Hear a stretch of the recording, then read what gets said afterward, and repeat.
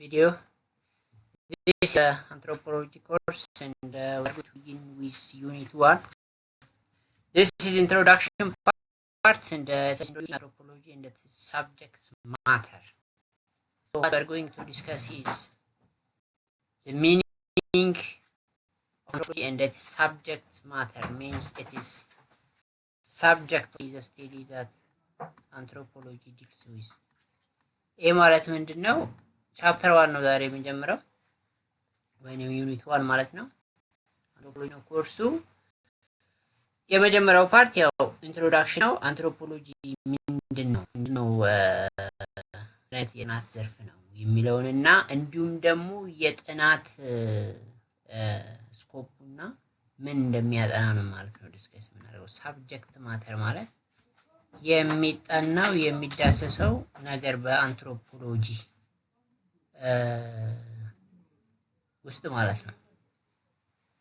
1.1.1 concepts in anthropology የሚል ርዕስ አለ።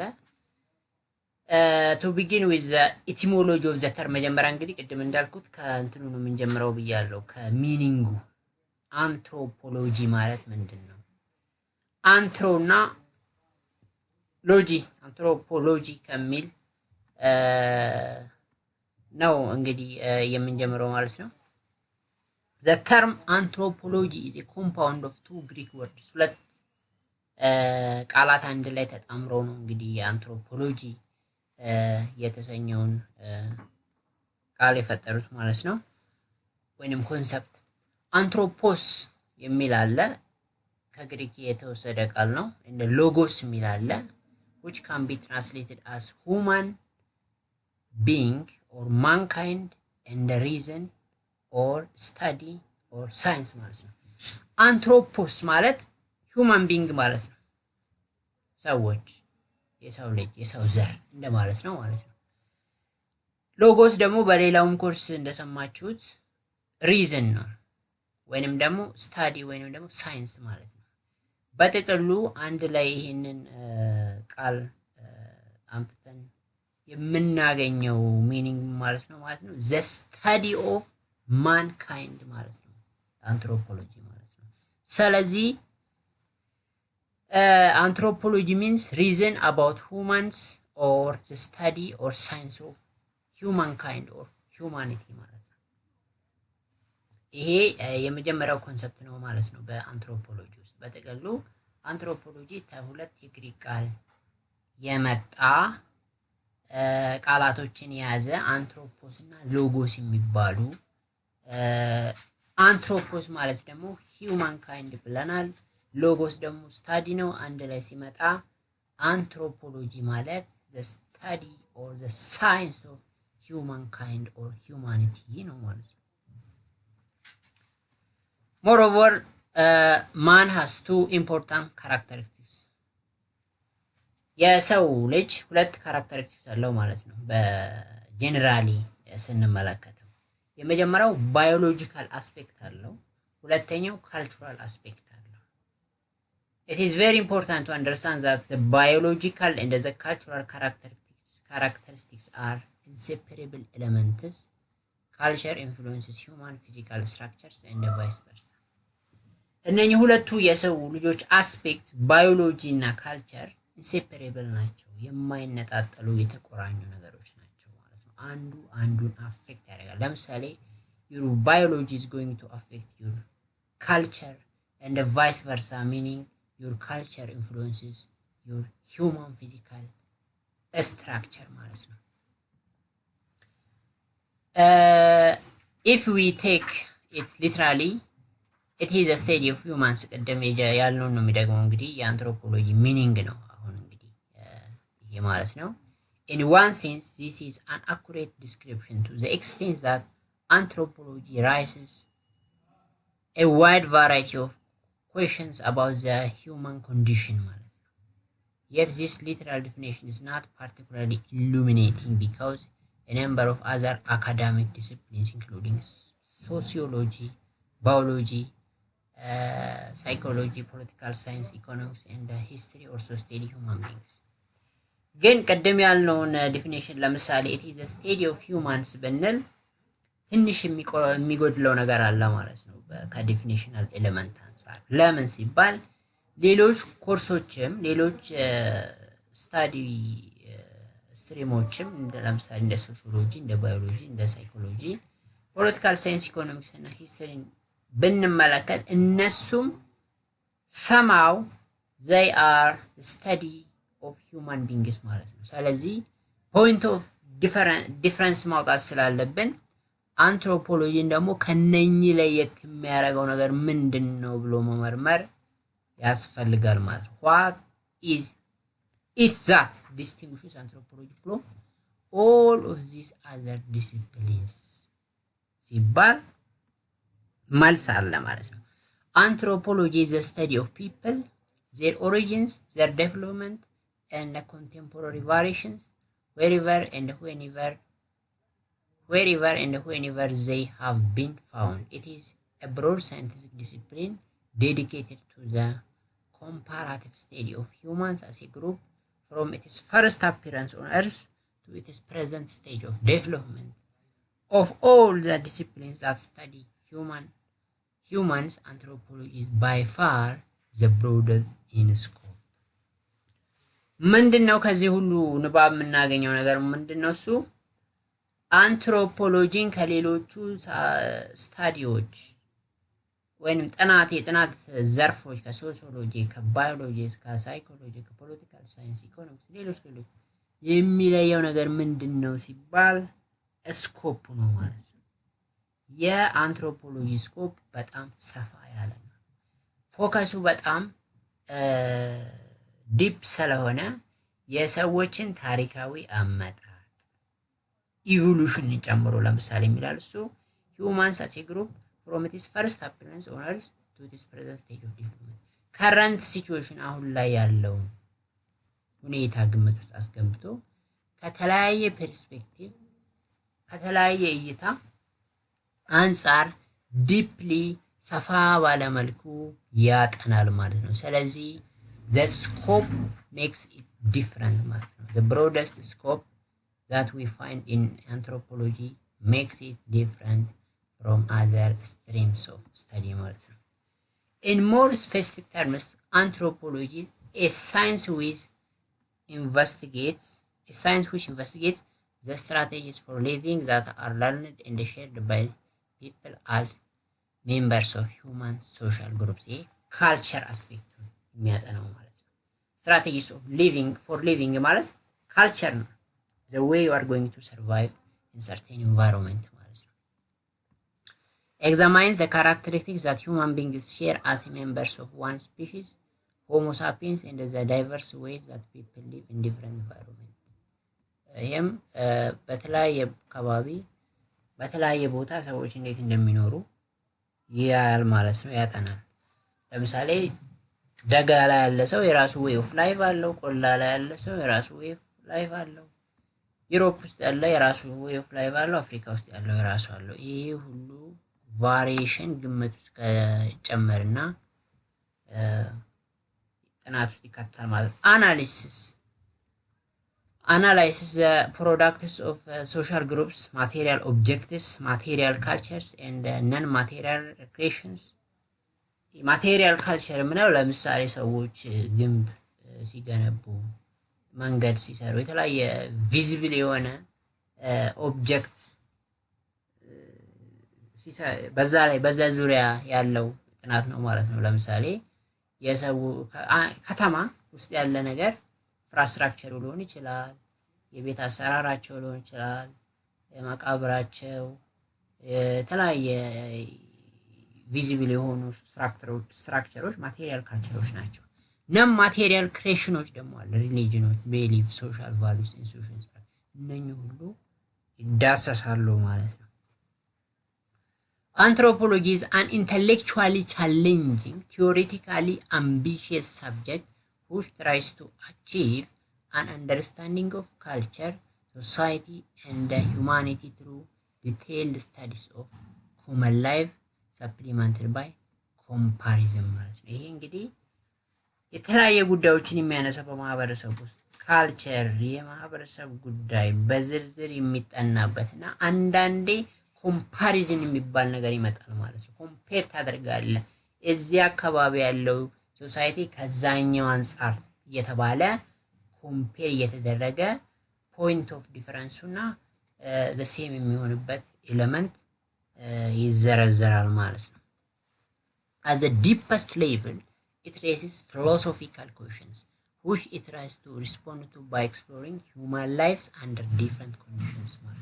ፍልስፍና ይዘት ያላቸው ጥያቄዎችን ታነሳለህ። በተለያየ አካባቢ በተለያየ ሁኔታ ሰዎች የተለያየ ህይወት ሲኖሩ ይሄ ለምን ሆነ? ለምሳሌ የኢንዲያንስ ካልቸር ከኢትዮጵያ ለምን ተለየ ብለ ጥያቄ ስታነሳ የራሱ የሆነ ፊሎሶፊካል ቤዚስ አለው ማለት ነው። ዲፕ የሆነ ጥናት ነው ማለት ነው። it seeks to explain how and why people are both similar and different through examination of our biological and cultural past and the comparative study of contemporary human societies ማለት ቀደም ያልኩትን ነው አዲስ ነገር አይደለም። Its ultimate goal is to develop an integrated picture of mankind, a goal that encompasses an almost infinite number of questions about all aspects of our existence. ዓላማው ደግሞ ምንድነው? general picture, integrated picture about humankind እንዲኖረን የሰው ህይወት እንዲህ ነው ሰዎች ማለት እንደዚህ ናቸው እንድንል የሚያስችል ጄነራል የሆነ ቪው እንዲኖረን ነው ማለት ነው። ስለ ሂዩማኒቲ ስለ ሰው ህይወት ስለ ሰው አኗኗር ዋና ዓላማው የምናጠናው ማለት ነው። በጥቅሉ ይሄ ነው ዓላማው ማለት ነው። we ask for example what makes us human የሚለው ጥያቄ ስታነሳ እኛ ሰዎችን ሰው የሚያደርገን ምንድነው ሲባል ጥያቄው እንዲመለስ ያደርጋል ማለት ነው። አንትሮፖሎጂ ለምሳሌ ቀደም ከሰማነው ወይንም ቀደም ካልነው ራሱ ሰዎችን ሰው የሚያደርጋቸው ባዮሎጂ ፕላስ ካልቸር ነው ማለት ነው። ባዮሎጂ ፕላስ ካልቸር ነው። ይሄ ብቻ አይደለም ሌላም አስፔክት አለው። ጀስት ቀደም ዲስካስ ካደረግነው አንዱን ስናነሳ ማለት ነው። ዲፕሊ ያጠናን ስንሄድ ደግሞ ብዙ ነገሮች እንስላሉ። why do some groups of people tend to be tall and lanky while others tend to be short and stocky? ብትላው ለምሳሌ አንዳንድ ሰዎች ለምንድን ነው ረጅም ሆነው ሌሎች ለምን አጭር ሆኑ ሲባል መልስ ይኖራል። ለምሳሌ ኢንቫይሮንመንቱ ሊሆን ይችላል። ለምሳሌ ቆላ አካባቢ የሚኖርና ደጋ አካባቢ የሚኖር the same physical structure እና the same physical feature እንትን ላይኖረው ይችላል ማለት ነው። አንዱ ይረዝማል አንዱ ያጥራል ማለት ከኢንቫይሮንመንቱ አንፃር። ካልቸርም በነገራችን ላይ ኢፌክት ሊኖረው ይችላል። ቅድም እንዳልነው እንግዲህ ባዮሎጂ አፌክትስ ካልቸር and vice versa ብለናል። ለዛ why do some groups of people practice agriculture while others hunt for a living? ለምሳሌ ከዌይ ኦፍ ላይፋቸው በተለይም ደግሞ ከኢኮኖሚ ጋር በተያያዘ ሌሎች አግሪካልቸር ውስጥ ኢንቮልቭ ሲያደርጉ ሌሎች ደግሞ በሃንቲንግ ወይ በትሬድ የሚኖሩት ለምንድን ነው ሲባል የራሱ የሆነ መልስ አለው፣ አናሊሲስ አለው። ለምሳሌ አግሪካልቸር ሲዩት የሚያደርግ ኢንቫይሮንመንት ከሆነ ኢንቫይሮንመንቱ ለተለያየ ሰብል አመቺ ከሆነ ሃንቲንግ ውስጥ ከመሳተፍ ይልቅ ሞር ፖሲብል እና ፍሩትፉል የሚሆነው አግሪካልቸር ውስጥ ኢንጌጅ ማድረግ ነው ማለት ነው። ወይንም ደግሞ የአካባቢ በጣም ብዙ ሃንት የሚደረግ ነገር ካለ ፍራፍሬ፣ ጫካ ወይ የዱር አውሬ ለምግብ የሚሆኑ ካሉ ሞር ፌቨረብል የሚሆነው ለነኛ ሰዎች ያ ስለሆነ አግሪካልቸር ውስጥ ኢንቮልቭ ላደርጉ ይችላሉ ማለት ነው። ሲምፕል ኤግዛምፕል ነው። ሌላም ሪዝን ሊሆን ይችላል ማለት ነው። as a matter of simplicity and brevity, anthropology primarily offers two kinds of insight. ሁለት አይነት ምልከታን ይሰጠናል አንትሮፖሎጂ። and the discipline produces knowledge about the actual biological and cultural variations in the world ማለት ያለውን ካልቸራል ቫሪዬሽን እና ባዮሎጂካል ቫሪዬሽን ያንን እንድናይ ያደርገናል። second, anthropology offers methods and theoretical perspectives enabling the practitioner to explore, compare, understand and solve these varied expressions of the human condition ማለት ነው። ሌላው ደግሞ ምንድነው አንደርስታንድ እንድናደርግና ያሉትን ችግሮች በተለይም ደግሞ ከዚህ ከቫሪዬሽን ጋር ተያይዞ ሶልቭ እንድናደርግ ማለት ነው። 1.1.2 the historical development of anthropology አሁን ይሄ አንትሮፖሎጂ እንደ ዲስፕሊን እንደ ጥናት መቼ ነው የጀመረው፣ አመጣጡ ዛሬ ላይ እንዴት ደረሰ የሚለውን ነገር በተመለከተ ነው የምናየው ማለት ነው። ይሄ the history of anthropology ማለት ነው፣ ወይንም ደግሞ the historical development of anthropology ወይንም ደግሞ the evolution of anthropology ልንለው እንችላለን። መቼ ጀምሮ ነው በዚህ መልኩ እንደዚህ አይነት ጥናት የጀመረው፣ መቼ እያደገ መጣ፣ እንዴት ዛሬ ላይ ደረሰ የሚለው። like the other social sciences anthropology is a fairly recent discipline recent ነው የቅርብ ጊዜ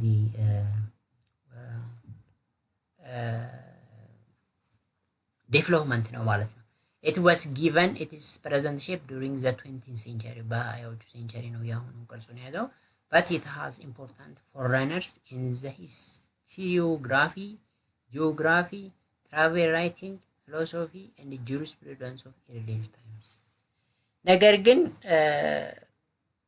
the yeast or the genesis of anthropology በተለያየ ሌሎች ኮርሶች ውስጥ ነበረ ማለት ነው። አንድ ላይ ኢንተግሬት ሆኖ ራሱን ችሎ አንትሮፖሎጂ ባይባልም ሂስቶሪዮግራፊ ሰም አስፔክት ኦፍ አንትሮፖሎጂ ነበረው።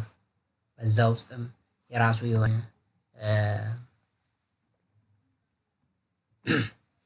ቦታ ነበረው ማለት ነው። ጂኦግራፊ ውስጥ እናገኘው ነበር፣ ትራቬል ራይቲንግ ውስጥ ነበር፣ ፊሎሶፊ ውስጥ ነበር እና ጁሪስፕሩደንስ ኦፍ ኤርሊየር ታይምስ የህግ ፍልስፍና ውስጥም ነበረ ማለት ነው። there are in any case many ways of writing the history of anthropology, just as in any given society there may exist competing versions of national history or origin myths promoted by groups or individuals with diverging interests. History is not primarily a product of the past itself, but is rather shaped by the concerns of the present. As these concerns change, past events and the person shift between foreground and the background and will be understood and evaluated in new ways ማለት ነው። ይሄ አጠቃላይ በታሪክ ውስጥ እንዴት ሂስትሪ አንትሮፖሎጂ በተለያየ አካባቢ የራሱ የሆነ ሂስቶሪካል ሂደት እንደነበረው ለማሳየት ነው። If we restrict ourselves to anthropology as a scientific discipline, some would trace its roots back to the European Enlightenment during the 18th century. Others would claim that anthropology did not arise as a science until the 1850s.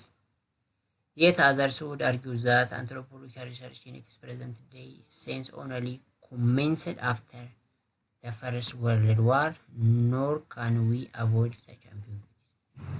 በጥቅሉ አንትሮፖሎጂ ሳይንቲፊካሊ መቼ ነው ዲቨሎፕ ያደረገው ሲባል ከረከራል፣ ብዙ ምልከታ አለ። ያው እንግዲህ ሂስትሪ ቅድም እንዳነበብነው ፓስት ኢቨንት ብቻውን ሂስትሪ አይሆንም፣ ኢንተርፕሬቴሽን ስላለ የአሁኑ ጄኔሬሽን እይታ ተጨምሮበት የተለያየ ቅርጽ ስለሚኖረው ሁሉም ሊግባባበት አይችልም ማለት ነው። ይሄ ሂስትሪ ኔቸር ነው። ምክንያቱም ሂስትሪ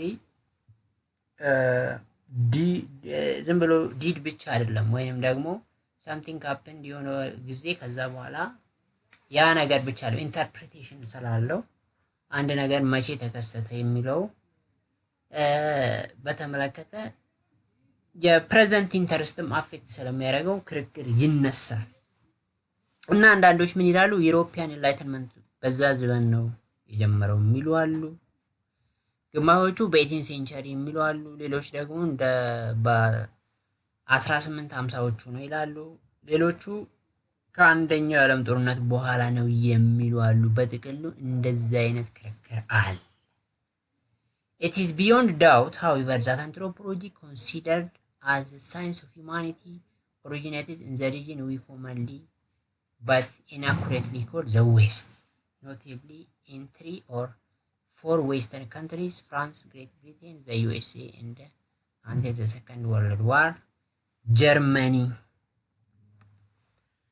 ስለ ታይሚንጉ ይሄ ስለ ፔሪዳይዜሽኑ አርጊውመንት አለ ሶልቭ ያልተደረገ ኤግዛክትሊ መቼ ዲቨሎፕ አረገ ብለን አንድ ለም ሳይንቲፊካሊ ቀርጾን ያዘው መቼ እንደሆነ ማለት ነው ነገር ግን ስለ ቦታው where የሚለው ጥያቄ ሲነሳ undoubtedly ይላል እዚህ ጋር without it is beyond doubt ማለት ነው ዌስት ውስጥ ነው የጀመረው ምዕራቡ ዓለም ውስጥ ማለት ነው በተለይም ቀደም የጠቀስናቸው ሀገር ውስጥ ፍራንስ ግሬት ብሪቴን ዩኤስኤ እና ከሁለተኛው ዓለም ጦርነት በኋላ ጀርመኒ ውስጥ ማለት ነው በጥቅሉ anthropology is the creation of the west ቢባል ምንም ጥርጥርና ክርክር አያነሳም ማለት ነው ክርክር የሚያነሳው ምኑ ነው መቼ ጀመረ በተለይም ደግሞ ሳይንቲፊክ ፎርሙን ይዞ ሳይንቲፊክ ዲሲፕሊን የሆነው መቼ ነው ሲባል ቀደም እንዳነሳ ነው it is a bone of contention there is hot debate concerning its historical origin ማለት ነው historically speaking this is an European discipline እኔም ቀደም ደፍሬ European creation እንዳልኩት ማለት and it is practitioners like those of all European sciences occasionally like to trace its roots back to the ancient Greece ወይንም ግሪክ ያው ግሪክም ቢሆን ዌስት ስለሆነ የረጅም ታሪኩ ቢነገርም ከዛ አካባቢ አይወጣም ማለት ነው ከዛ አካባቢ አይወጣም The present academic anthropology has its roots in the works and the ideas of the great ancient and medieval Greek, Roman and Hebrew philosophers and social thinkers. The idea of anthropology ማለት ነው በሜዲቫል በግሬት አንሸንት civilization ውስጥ በሮማን በሂብሩ ፊሎሶፈርስ ታያል ማለት ነው These people were interested in the nature, origin, and the destiny of man, and the morality and the ethics of human relationships, while the roots of anthropology can be generally traced through the history of Western culture as far back as ancient Greek social philosophical thinking. The discipline did not emerge as a distinct field of study until the mid-19th century. ቀደም ያነሳነው ክርክር እንዳለ ሆኖ generally anthropology emerged as distinct subject of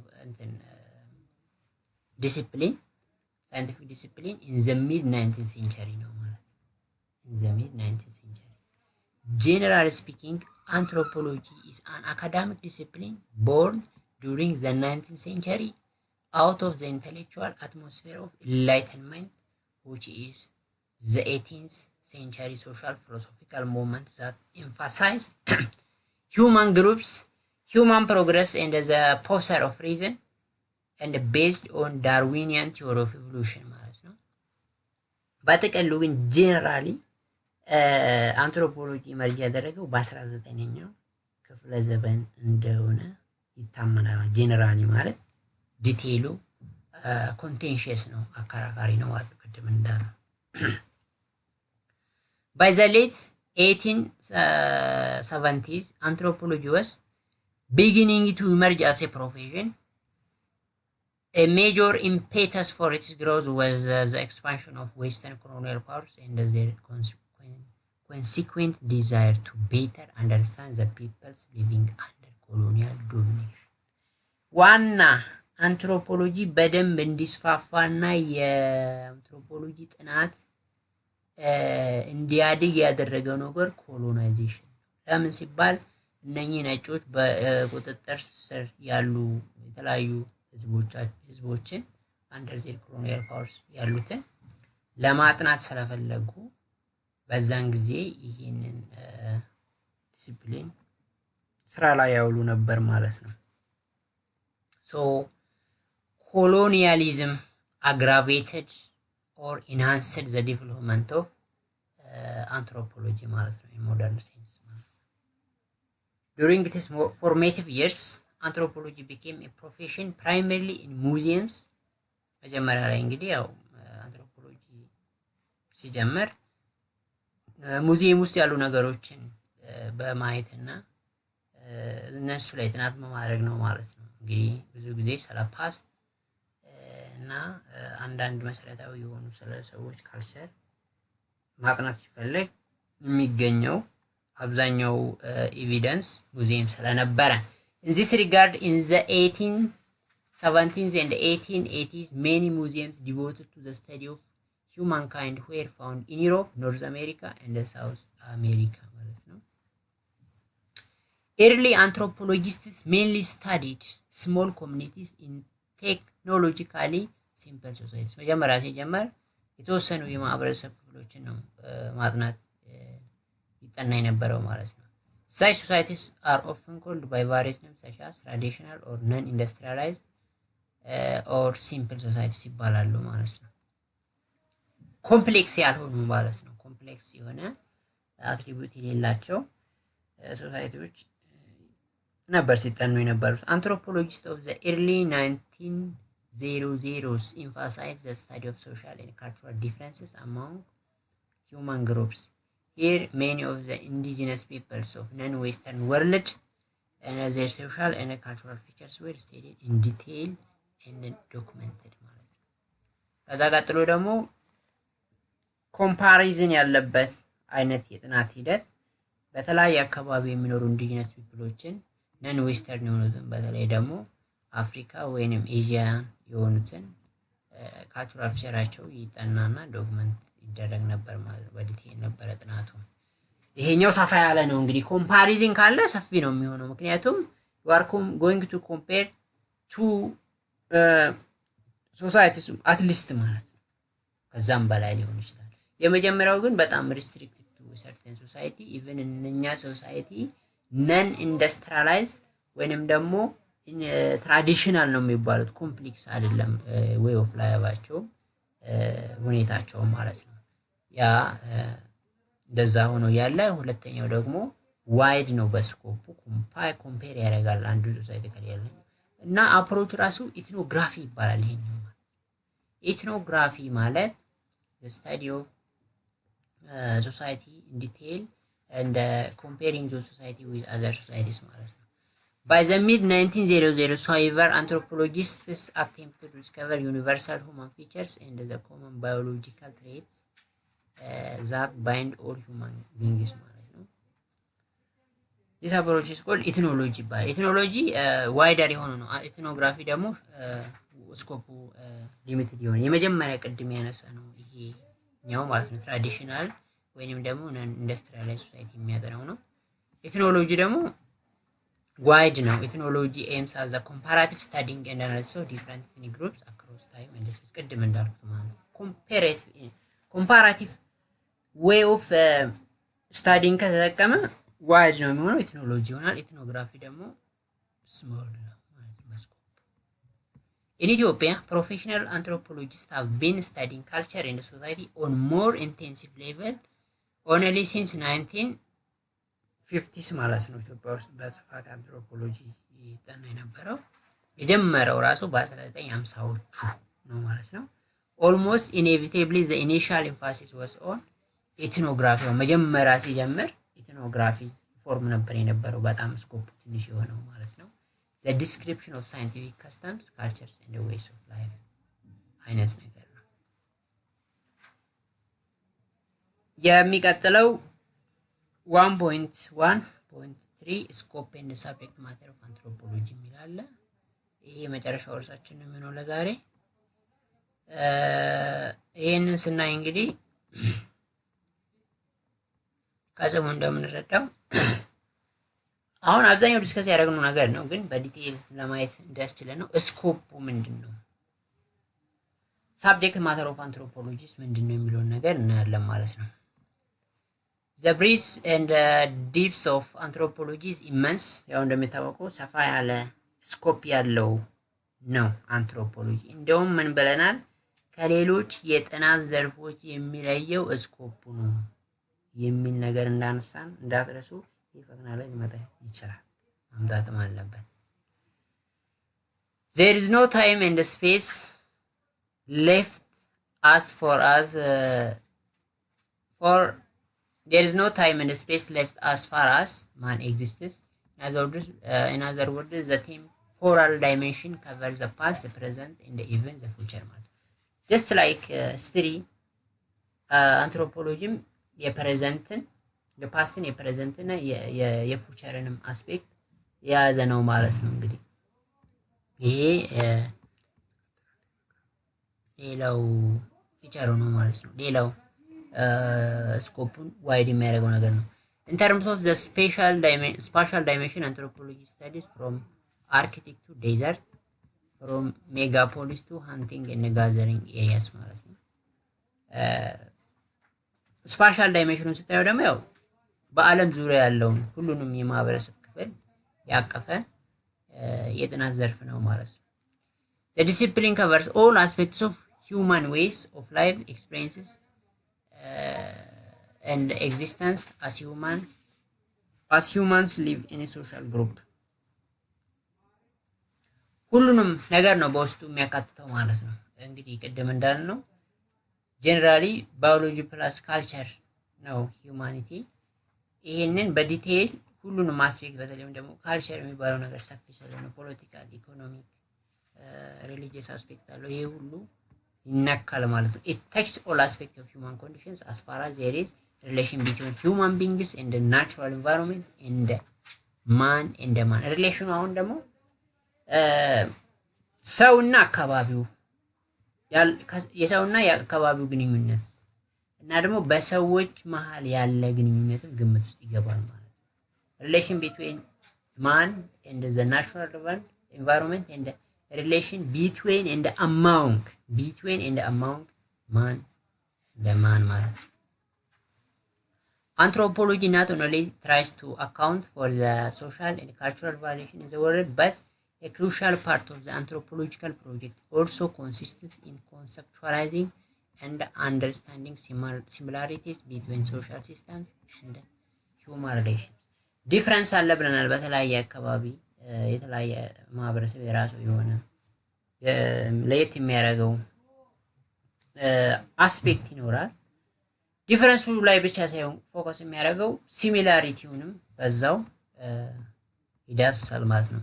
As one of the foremost anthropologists of the 20th century, Claude Lévi-Strauss የሚባለው ማለት ነው has expressed it, anthropology has humanity as its object of research, but unlike the other human sciences, it tries to grasp its object through its most diverse manifestations. ሌሎች ኮርሶችም እንደሚያደርጉት ኦብጀክቱ the objects the thing that going to be studied is human ነው። ነገር ግን አንትሮፖሎጂ ከተለያየ አንፃር እያየ ሰፋ ባለ ሁኔታ ያጠናል ማለት ነው። ያዘር ወርስ አንትሮፖሎጂ studies humanity with its all aspects of existence and in its all means of differences, diversity and similarities, or commonality where human being lives, there is always anthropology ተብሎ ነው የሚታሰበው። if there is a man there is anthropology ነው ማለት ነው። በቃ ሰዎች ባሉበት ሰዎች በደረሱበት ቦታ ሁሉ አንትሮፖሎጂ ስላለ ስኮፑ እንደዚህ ሰፊ ነው። በዚህ ምክንያት ነው ከሌሎቹ የሚለየው። The discipline also accounting for the interrelationships between different aspects of human existence, and usually anthropologists investigate these interrelationships, taking as their point of departure a detailed study of local life in a particular society or a delineated social environment ማለት ነው። One may therefore say that anthropology asks large questions while at the same time it draws its most important insights from small places ማለት ነው። አንትሮፖሎጂ ትልልቅ ጥያቄዎችን ሊያነሳ ይችላል። ነገር ግን ደግሞ at the same time ከትንንሽ ነገሮችም ሊጀምር ይችላል ማለት ነው። ጥናቱ የሚጀምረው although anthropologists have wide-ranging and frequently highly specialized interests, they all share a common concern in trying to understand both connections within societies and connections between societies. Such focus areas of investigation and the stated aims of the discipline convey that the areas covered by anthropology is diverse and enormous ነው። ይህ ስለ ስኮፕስ እናውራ ነው እንግዲህ ማለት ነው። በጣም ሰፊ ነው፣ ብዙ ነገር ያለበት ነው። Anthropologists strive for an understanding of the biological and cultural origins and evolutionary development of species. ስለ ባዮሎጂካል አስፔክቱ፣ ስለ ካልቸራል አስፔክቱ እንዲሁም ደግሞ ስለ ኢቮሉሽን ኦፍ ሂዩማኒቲ ማለት ነው። እንግዲህ ስለ ሂዩማን ስናወራ ብዙ ነገር አለ። ከየት ጀመረ የሚለው ነገር አለ። በዚህ ጊዜ ምን ይሰራ ነበር የሚባለው ነገር አለ። አሁን ላይ ምን ላይ ደረጃ ደርሷል፣ ወደፊት ምንድነው የሚባለው ነገር ስላለ ከብዙ አንፃር from biological to cultural perspective anthropology is going to deal with these things in detail ማለት ነው። They are concerned with all humans both past and present as well as their behavior patterns, thought systems and material possessions. thought system ለምሳሌ በሚድል ኤጅ ጊዜ ሰዎች ምን ያስቡ ነበር ስለ አምላክ ወይንም ደግሞ ስለ ሞት፣ ስለ ህይወት፣ ስለ ትዳር፣ ስለ ተለያየ ነገር ያ ሁሉ ይጠና። ምክንያቱም ሰው ስናጠና ዝም ብሎ የተወሰነ አስፔክቱን ብቻ አይደለም፣ ስለ ሐሳቦቹ፣ ስለ ፍልስፍናዎቹ፣ ስለ የሚሰጣቸው ሚኒንጎች ጨምር በተለያየ ጊዜና ቦታ ይሄ ሁሉ ነው እንግዲህ አንትሮፖሎጂ የሚያነሳው ነገር ነው። አንትሮፖሎጂ በዚህ ሂደት በዚህ መልኩ ስናየው በጣም ሰፊ ነው ማለት ነው። In short, anthropology aims to describe in the broader sense what it means to be human ብለው ያስቀምጠዋል ማለት ነው። ሰው ማለት ምንድነው የሚለው ነገር በጥቅሉ ለማስረዳት ነው ማለት ነውና ይሄንን የሚዳስ ነገር ነው። 1.2 በሌላ ጊዜ እናየዋለን። ሰብ ፊልድስ ኦፍ አንትሮፖሎጂ የሚላል ለዛሬ በዚሁ ያበቃል ማለት ነው። ይሄን ቻናል ሰብስክራይብ አድርጉ። በጣም በሚገርም ሁኔታ ነው ያቀርብንላችኋል ለነው እናመሰግናለን።